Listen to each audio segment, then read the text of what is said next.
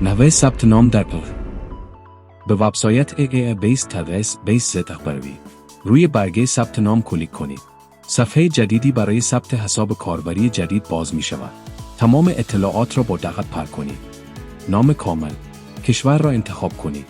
موقعیت چپ یا راست را انتخاب کنید. شناسه حامی را بنویسید. شناسه ایمیل خود را بنویسید. شماره تلفن خود را بنویسید.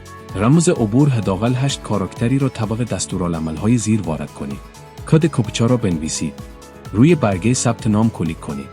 پنجره جدیدی با اطلاعات ورود باز می شود. لطفاً این اطلاعات را برای دسترسی به حساب کاربری خود ذخیره کنید. روی برگه ورود کلیک کنید. صفحه ورود باز می شود. لطفاً اطلاعات ورود خود را برای دسترسی به حساب کاربری خود وارد کنید. روی ورود کلیک کنید. اکنون ثبت نام شما در TVS با موفقیت انجام شد. متشکرم.